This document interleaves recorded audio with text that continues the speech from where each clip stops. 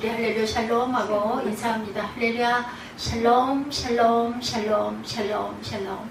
하나님 사랑합니다. 여러분 주 안에서 사랑합니다. 오늘 사도신경 강의 7강이죠. 마가복음 16장 19절에서 20절 하나님 우편에 계신 예수님 말씀하고 계세요.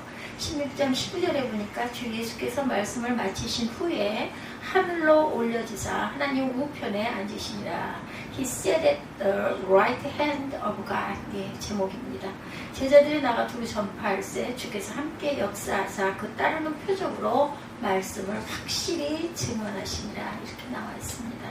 하나님 우편에 계셔요. 예수께서 지금도 그렇죠.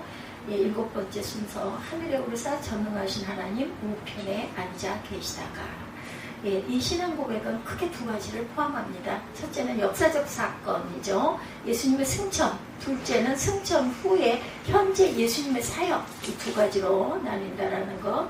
이 두 가지를 차례로 살펴보면서 서로 은혜를 나눠보죠. 예수님의 승천 사건 여러분들 다 아시죠? 십자가에 돌아가셔서 부활하신 예수님은 40일간 제자들을 비롯한 여러 사람들에게 직접 나타나 보이시죠? 돌아가신 이후에 그 결과 예수님의 부활이 많은 사람들에게 부인할 수 없는 역사적 사건으로 받아들여지게 돼요. 그래서 이제 하늘로 올라가십니다. 우편에 앉으시죠. 감람산에서 제자들이 보는 앞에서 승천하셨어요. 예수님의 탄생, 동정녀의 잉태나 부활도 초자연적인 사건이었지만 승천 역시 굉장히 믿기 어려운 그런 신비로운 사건입니다. 아니 사람이 하늘로 올라가는 걸 제자들이 보았으니 500여 명에게 보였다 이렇게 나오죠. 제자들이 분명히 목격한 역사적 사건이고 중요한 의미를 갖고 있습니다. 보면 19절은 아주 간략하지만 분명하게 예수님의 승천 사건을 기술하고 있어요. 예수께서 하늘로 올라오사 하나님 우편에 앉으시니라. 여기 보면 승천에 관한 몇 가지 중요한 사실이 나타나는데 하늘에 올려오셨어요. 하늘에 그죠? 올리우셨어요. 부활하신 예수님이 하늘로 올라가셨는데 여기서 말하는 하늘은 과연 무엇일까? 뭘까요? 우주공간으로 하늘이 아니겠고 예수님 최초의 우주 비행사가 된단 말이에요. 그런 거 아니죠. 열왕기상 8장 27절과 30절에 보면은 성전 건축 후 솔로몬의 고백이 있습니다. 기도죠. 하나님이 참으로 땅에 거하시리까 하늘과 하늘에 하늘이라도 주를 용납하지 못하겠거늘 하물며 내가 건축한 이 전이 오리까. 이 전에 계실 리가 없다는 거죠. 종과 주의 백성 이스라엘 이곳을 향하여 기도할 때 주는 그 간구함을 들으시되 주의 계신 곳 하늘에서 들으소서 들으시사 사하여 주옵소서. 이렇게 기도하고 있어요. 누가? 솔로몬의 기도입니다. 열왕기상 8장 27절과 30절 내용이에요. 그 예로 보면 미국의 우주비행사 존 글렌과 구소련의 우주비행사 티토브의 대화 내용입니다. 티토브가 말합니다. 우주공간에 가보아도 하나님이 없더라 라고 얘기하죠. 존 글렌이 대답합니다. 내가 믿는 하나님은 우주선 창문을 통해서나 볼 수 있는 분이 아니다. 이 하늘은 분명히 우주공간의 하늘과 구별되는 하늘이다. 이렇게 대답을 합니다. 즉 하나님 나라인데 하나님이 존재하시는 고유한 영역으로 피조물이 창조되기 전부터 있던 곳이다. 해군이라고 그러죠. 우리 성도들도 장차 그곳에 가게 될 거다. 영어 단어로 구분하면 우주공간의 하늘은 스카이, 하나님 나라의 천국의 하늘은 헤븐입니다. 그렇죠? H-A-V-E-N 헤븐. 그런데 왜 예수님은 제자들과 헤어져 굳이 하늘나라로 올려지셨을까? 이제 지상사역 십자가 구속 사건은 완결이 됐어요. 그죠? 구속으로 인해 예수께서 물과 피를 다 쏟으시고 우리의 죄를 위해서 돌아가시죠. 더 이상 육체로 나타나지 않겠다라는 의지를 보여주신 거죠. 부활한 육체라도. 그러므로 앞으로는 예수님과 제자들의 관계가 지금까지는 다른 관계로 변화가 된다. 이제는 영적인 관계로 발전되어서 보혜사 성령을 통해 접촉하게 될 것이다. 이 점에 대해서는 예수께서 십자가에 못 박히기 전부터 예언하신 바가 있어요. 요한복음 14장 18절에서 20절에 보면 내가 너희를 고아와 같이 버려두지 아니하고 너희에게로 오리라. 조금 있으면 세상은 다시 나를 보지 못할 터이로되 너희는 나를 보리니 이는 내가 살았고 너희도 살겠습니다. 그날에는 내가 아버지 안에 너희가 내 안에 내가 너희 안에 있는 것을 너희가 알리라. 가장 가까운 관계로 동시에 모든 사람들과 함께 계실 수 있게 됐어요. 성령께서 오시다 보니. 요한복음 16장 7절이죠. 내가 떠나는 것이 너희에게는 유익이라 말씀하신 부분 아마 기억하실 겁니다. 내가 떠나가지 아니하면 보혜사가 너희에게로 오시지 아니할 것이요 가면 내가 그를 너희에게로 보내리니. 내가 십자가에 못 박혀 돌아가서 영의 존재가 되므로 너희 모든 사람에게 동시에 찾는 사람에게 내가 보일 수 있다라는 거. 그건 우리에게는 엄청난 유익이죠. 한 곳에 계실 때만 그쪽에 있는 몇 명의 사람들에게만 보이던 게 이제 영으로 모든 사람에게 세계적으로 또 우리 또한 마찬가지입니다. 내가 돌아가서 보고 싶은 부분이 있으면 딱 보여지는 거. 가지 않아도. 그렇죠? 여러분들 보여줄 수 있는 것. 승천하면서 주신 약속이에요. 마태복음 28장 20절 우리가 아주 귀하게 여기는 대명령이죠. 말씀이 그런 사실을 증거해 줍니다. 볼지어다 내가 세상 끝날까지 어떻게 해요? 너희와 항상 함께 있으리라. 아주 중요한 말씀이에요. 너희와 세상 끝날까지 함께 있겠다. 그러므로 예수님의 지상 생애는 마쳐지고 성령의 시대가 도래했어요. 그것이 바로 승천 사건이라고 우리가 보시면 됩니다. 전능하신 하나님 우편에 앉아 계시겠다고 말씀하죠. 여기서 말하는 우편은 공간 개념이 아니고, 그렇다면 하나님이 공간적으로 제한된 분이 되고 말죠. 그렇죠. 그게 아니고 상징적 표현으로 하나님과 동등한 권세, 능력, 위엄, 영광 등을 의미한다라는 것. 예수께서 낮고 천한 인간 육체를 입고 낮아지셨었어요. 그죠? 이게 그리고 나서 부활하셨고 구속사역을 완성하셨기 때문에 본래의 위치로 복귀하셨다. 그 우편이라는 거 굉장히 중요한 의미를 갖고 있지 않습니까? 좌우 이렇게 할 때 마태복음 28장 18절에 하늘과 땅의 모든 권세를 내게 주셨다. 이렇게 말씀하세요. 빌립보서 2장 9절에서 11절에도 이러므로 하나님이 그를 지극히 높여 모든 이름 위에 뛰어난 이름을 주사 하늘에 있는 자들과 땅에 있는 자들과 땅 아래에 있는 자들로 모든 무릎을 예수의 이름에 꿇게 하시고 모든 입으로 예수 그리스도를 주라 시인하여 하나님 아버지께 영광을 돌리게 하셨느니라. 즉 예수님은 이제 하늘나라에서 전능하신 하나님의 능력과 권세로 모든 인생과 우주 만물을 굽어 살피시고 통치하시는 주님으로 계신다라는 뜻을 갖고 있어요. 앉아 계시다가 나오죠. 앉아 계신다는 것은 이중적인 의미가 있는데 구속 사역의 완성, 구약시대 제사장 성전에서 일했죠. 그런데 성전에 의자가 없어요. 끊임없이 속죄의 제사를 드려야 하기 때문에. 그러나 이제 예수께서는 십자가에서 다 이루었다고 선언하셨듯이 구속 사역이 완성되셨기 때문에, 또한 부활 사건은 그 확증의 사건이죠. 우리 모든 사람들의 죄값을 다 치르셨어요. 그러므로 누구든지 믿기만 하면 구원을 받는 그런 세대가 됐죠. 그래서 사역이 진행 중, 예수님이 승천해서 아무 일도 하지 않고 계신다는 의미가 아니라 구속사역의 완성의 기초에서 다른 일들을 하고 계신다. 마치 왕이 왕자에 앉아 잠무하는 것과 같다라는 거죠. 진무하는 것과. 예수님이 앉아 계시는 휴식 상태가 아니에요. 앉아서 일하시잖아요. 사도행전 7장 56절에도 보면 스데반이 고백하죠. 보라, 하늘이 열리고 인자 예수 그리스도죠. 하나님 우편에 서신 것을 보노라. 이렇게 얘기를 합니다. 보였어요. 스데반에게는. 그래서 이렇게 얼굴이 해같이 밝게 빛날 수 있었죠. 돌에 맞으면서도.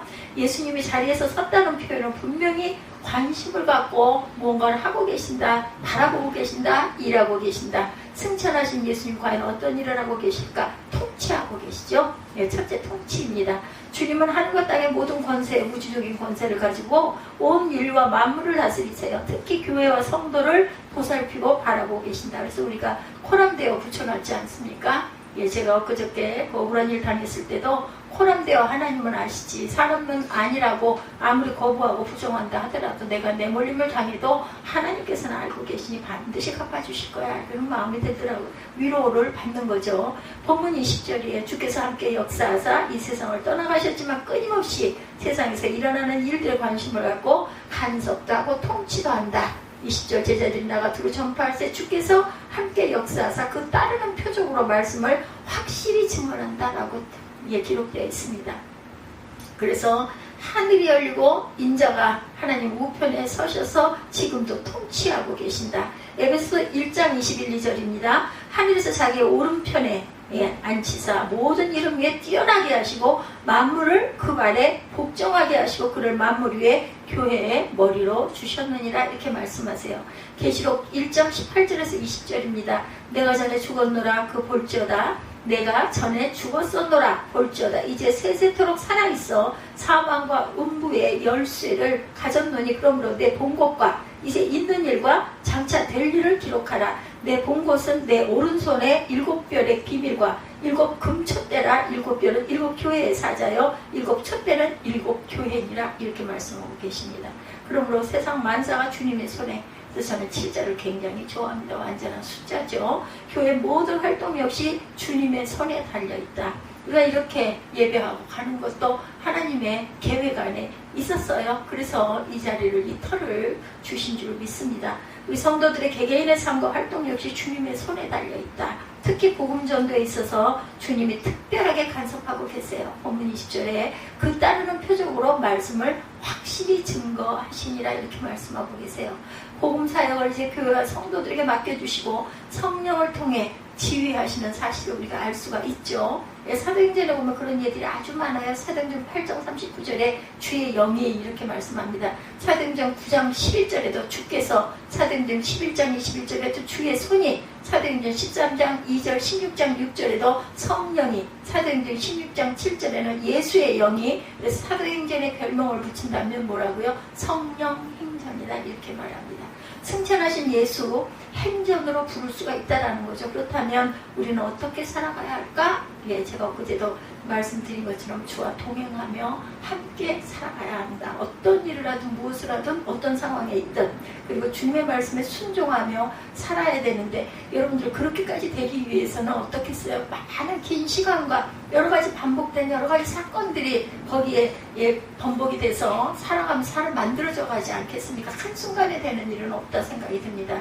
근데 주님께서 우리를 도우시고 선한 길로 인도해 주신다라는 것, 좁은 길을 걸으면서도 기뻐하게 된다는 게 억지로 되는 일은 절대로 아닙니다. 이것은 변화된 삶이 되죠. 누가복음 24장 52, 3절입니다. 저희가 그에게 경배하고 큰 기쁨으로 예루살렘으로 돌아가 늘 성전에 있어 하나님을 찬송하니라. 은혜 받은 사람들은 찬송하는 거 굉장히 기뻐해요. 찬송 나오는 것도 너무 기쁘죠. 승천 당시 제자들이 예수님과 헤어지고 전혀 슬퍼하지 않았어요. 왜? 살아계신 주님이 나와 늘 함께 하심으로 그 은혜가 있고 그 확신이 있고 그 기쁨이 있기 때문에 절대로 슬퍼하지 않았다. 어떤 이민 가는 가족이에요. 아빠가 먼저 가면서 말해요. 조금 후에 데리러 올게. 자주 전화도 할게. 대신 공부 잘하고 있어. 약간 섭섭할 수 있지만 슬픈 일 아니에요. 아빠가 아예 없어져 버리는 거 아니니까 내가 전화할게. 승천하신 주님의 능력, 주님께서도 이 경우보다 우리에게 더 가까이 주님을 계신다. 이 아빠가 내가 가서 자주 연락할게 하고 간 아빠보다 오히려 하나님은 우리와 정말 함께 계신다는 우리가 마음으로 느끼지 않습니까? 그러므로 우리는 주님의 함께 해주심을 믿고 체험하면서 살아가고 있는 거죠. 그리고 외롭지 않아요. 슬프지도 않고. 근데 가끔가다 우리가 세상 가운데 살다 보니까 상황상 시험이 들 때가 분명하게 있습니다. 그때 주님을 의지하고, 그때는 어떻게 해요? 잠잠히 주님을 바라보는 그런, 제가 참 그 부분이 참 부족해요. 누구에게 억울함을 당하거나 기가 막히거나 하면 정말 그걸 잘 이렇게 진정을 잘 못하는 부분, 제가 이번에도 그런 마음이 들었어요. 좀 그냥 그러든 말든 좀 웃고 그냥 넘겨버릴 수도 있는 건데 내가 너무 그걸 밝히려고 한 게 잘못 아니야. 근데 사실 그게 아니라 다른 사람들에게도 피해가 가지 않게 알려는 줘야 되겠다 했던 건데 결국 그렇게 길게 그러다 보니 마음에 아픔이 오더라고요. 나이가 들고 힘이 없고 제가 막 잘하는 사람 같았으면, 영향력 있는 사람 같으면 저렇게들 안 했을 텐데 부장한테도 얘기를 했다는데 그분한테서도 저한테 연락이 한 통이 없고, 그런 걸 보니까 정말 이렇게 내가 정말 사람들에게 소외되는구나 하는 그런 마음이 드는데 그럴 필요 없어요. 하나님께서 보고 알고 계시죠. 사실이니까. 내가 거짓말을 한 거 절대 아니니까 밝혀주시리라 믿습니다. 주님의 능력을 우리가 그 능력으로 승리해 가야겠죠. 특히 복음 전파에 힘쓰는, 살아계신 하나님을 증거할 줄 아는 그런 저와 여러분들, 우리 교회 오세요 이런 게 아니라 정말 하나님 살아계세요. 영이신 하나님. 어떤 분이 그러시더라고요. 당신 자기는 무교인데 하나님이 정말 계실까? 그래서 만약에 나이가 더 드셔서 20, 30년쯤 후에 내가 돌아가야 될 때가 됐다고 한번 상상해 보십시오. 그랬을 때 내가 가야 할 곳이 있는 사람과 가야 할 곳이 없다고, 설령 그것이 아니다 할지라도 가정을 해서 그렇다 할지라도 내가 가야 할 곳이 있어. 그럼 우리는 마음이 든든하지 않습니까? 근데 그게 없다면 어떠실 것 같아요? 한번 그걸 생각을 해보십시오. 제가 그렇게 얘기를 했습니다. 주님은 우리를 통해 일하기를 원하세요. 우리가 열심히 주의 지상명령에 순종하고 복음을 전하면 나머지 일은 주님께서 책임져 주시죠. 예, 아무리 말을 해도 안 들어 뭐 어쩔 수 없죠. 나머지는 하나님 몫입니다. 마음으로 기도해 줄 수밖에 없어요. 함께 하시는 표적을 보여주셔서라도 복음이 전파되는 일에 우리를 사용해 주신다라는 것. 내 마음대로가 아니라 하나님 마음대로 대언하시죠. 우리에게 죄와 관해서도 생길 수 있는 의문점들이 있어요. 예수님은 2000년 전 십자가에 못 박히셨는데 오늘날 어떻게 내가 죄 사함을 받고 구원을 받았는가, 이런 생각을 할 수도 있죠. 회개하고 죄 사함을 받았어도 반복해서 죄를 짓는 경우는 그러면 어떻게 될까? 앞으로도 그럴 수 있겠죠. 이렇게 생각해보면 불안합니다. 혹시 나중에 용서받지 못한 죄가 남으면 어떻게 하나, 구원이 취소될까? 이런 의문이, 저는 이런 의문을 하지 않지만 이런 분들도 계실 거예요. 이런 의문을 해결해 주는 게 예수님의 대언 사역이다. 요한일서 2장 1, 2절입니다. 만일 누가 죄를 범하면 아버지 앞에서 우리에게 대언자가 있으니 곧 의로우신 예수 그리스도라. 저는 우리 죄를 위한 화목제물이니 우리만 위할 뿐 아니라 온 세상의 죄를 위하심이라, 이렇게 증거하고 있습니다. 성경밖에 없어요. 증거는 성경으로 하시면 됩니다. 과제하실 때 반드시 성경 말씀을 찾아서 거기다 딱딱 기록을 하시면 더 이상 아마 다른 얘기는 하지 못할 겁니다. 예수께서 이미 우리의 모든 죄를 담당하셨기 때문에 아버지께 당당하게 요구할 수 있다. 항상, 오늘, 그리고 계속해서 영원히, 그러므로 2000년 전 십자가만 오늘날을 죄에서 구원하고 구원 이후에 매일 범하는 죄를 용서해 주신다. 7번만 아니라 77번씩 7번이라. 이게 뭐라고요? 예, 숫자가 없어요. 그냥 무한대예요. 계속해서 용서해 주신다라는 거. 마태복음 18장 22절이죠. 그렇다고 해서 나 용서해 주실 것이니까 막 죄를 지어도 돼, 그거는 아니죠. 은혜 받은 사람이 그럴 리는 없습니다. 구원의 확신, 사죄의 확신을 갖고 늘 평안한 가운데 살아가는 저와 여러분들이 되셔야 할 것이다. 그랬던 중보 굉장히 중요하죠. 우리는 모두 죄인인 거로 하나님 앞에 감히 나아갈 수가 없는데, 주께서 승천하셔서 하나님 앞에 중보자로 계시기 때문에 예수님의 이름으로 기도합니다. 근데 요즘에는 끝에 그걸 없앴다면서요. 어디 공식석상에서 기도할 때 그냥 기도합니다 라고 끝난다고. 그거 하나님 이름이, 예수님 이름이 들어가지 않으면 글쎄요, 그건 아니라고 저는 생각을 합니다.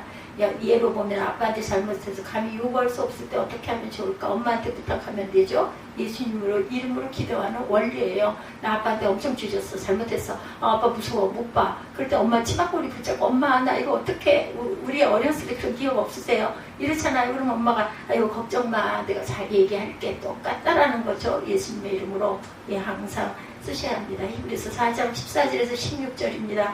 그러므로 우리에게 큰 대제사장이 있으니 승천하신 자 곧 하나님 아들 예수시라. 우리에게 믿는 도리를 굳게 잡을지어다. 우리에게 있는 대제사장은 우리 연약함을 체휼하지 아니하시는 자가 아니요 모든 일에 우리와 한결같이 시험을 받은 자로되 죄는 없으시로다. 그러므로 우리가 긍휼하심을 받고 때를 따라 돕는 은혜를 받기 위하여 어디에? 은혜의 보좌 앞에 담대히 나아갈 것이라. 내 뒤에 예수께서 나를 대언해 주실, 내 억울함을 풀어주실 보시는 예수님, 영이신 하나님이 계시기 때문에 나는 하나님의 보좌 앞에 담대히 나아갈 수 있다. 때로는 우리가 연약하고 미련해서 잘못 기도할 수도 있고 스스로 기도를 하지 못할 때도 있습니다. 그럴 때 주님은 우리를 대신해서 중보 기도를 해주신다는 것. 그렇기 때문에 우리도 누군가를 위해서 중보할 줄 알아야 되겠다. 로마서 8장 34절에 그는 하나님 우편에 계신 자여 우리를 위해 간구하시는 자신이다. 히브리서 7장 25절에 그가 항상 살아서 저희를 위하여 간구하시니라. 우리가 잘못 구할 때는 기도를 고쳐주시거나 하나님 아버지에게 들어주지 않도록 하죠. 얼마나 귀한 일인지. 왜냐하면 때때로 우리는 좋다고 기도하는데 망할 것 붙들고 기도하는 경우도 있어요. 그죠? 헛다리 짚는다 그러죠. 쉽게 얘기해서 그런 경우도 있습니다. 그런데 성령이 계시기 때문에 하다 보면 아이고 내가 이거 잘못한 거 아니야? 이 생각 여러분들 안 드시든가에 저는 듭니다. 그렇기 때문에 예수께서 우리 마음 안에 항상 함께 하시고 성령으로 역사하고 계신다라는 것. 사업하는 분이 동업자 만나서 일을 시작하려고 하는데 자꾸 어그러져서 불평하는데 사기꾼, 다른 데에서 사기쳤던 게 들통이 나서 구속이 되더라는 거예요. 그럴 때 그대로 이루어졌으면 얼마나 큰일 날 뻔했나. 안 돼. 일은 안 돼. 나중에 알고 보니 그 사람이 온전치 못한 사람이었던 거죠. 때로는 우리가 지쳐서 낙심이 되어서 스스로 기도하지 못할 때조차 우리를 대신해서 중보하고 계신다. 저는 백이 그거밖에 없어요. 하나님 백. 그리고 제가 믿는 제 마음에 그나마 다행스러운 거, 이중성 절대 없고 내 유익 위해서 일을 하지 않는다는 거.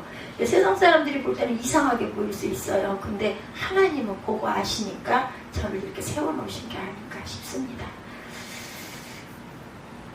내가 나를 위해 기도하는 것보다 훨씬 좋은 기도, 중보기도가 이렇게 좋은 거예요. 나보다 나를 더 잘 아시는 분이시다. 우리가 답답하면 우리 예전에 우리 어른들도 보면 하늘도 무심하시지 이런 얘기 하시잖아요. 오직 답답하면 이런 얘기 했겠어요. 하나님을 모르지만 그래도 대개는 하늘을 보고 판단했던 것들이 제가 기억이 납니다. 머리털까지 세시는 하나님이시라고 그러죠. 전지전능하신 하나님, 중보해 주시는 하나님, 감시 카메라로 지켜주듯이 컴퓨터로 원격 조정을 해주듯이 출근해서 집안 단속할 수 있는 요즘에 그런 것도 있다면서요. 세워지는 아파트들은 뭐 다 된다고 하더라고요. 밖에서도 조정할 수 있는 그런 게 있고 가스 밸브 잠그고 커튼 치고 세탁기 돌리고 이런 게 다 된다고 합니다. 이런 세상에 우리가 살고 있습니다. 베드로를 위한 기도, 굳이 악의 최후의 만찬 석상에서 제자들과 다투고 장담이나 하던 베드로, 뭐예요? 곧 배반할 것도 모르고 자신이 배반할 것도 모르고 절대로 나는 그렇게 안 할 거야. 예수님은 그러시죠. 다 굴기 전에 네가 나를 3번 부인하지. 나 딱 부인하지 않습니까? 정말 저는 베드로 마음을 이해해요. 저도 그럴 때 있거든요. 나 절대 그렇게 안 할 거야. 근데 나중에 결과적으로 보면 그랬더라는 거죠. 누가복음 22장 31, 2절입니다. 시몬아 보라, 사단이 밀가루를 하려고 너희를 청구하였으나 그러나 내가 너를 위하여 내 믿음이 떨어지지 않도록 기도하였노니 너는 돌이킨 후에 내 형제를 굳게 하라. 이렇게 얘기하고 있어요. 내가 기도한다, 내가 중보하니 돌이킨 후에 내 형제들을 굳게 해라. 이 기도 덕분에 베드로가 배반했다 나중에 회개하고 돌아서게 되죠. 그리고 어때요?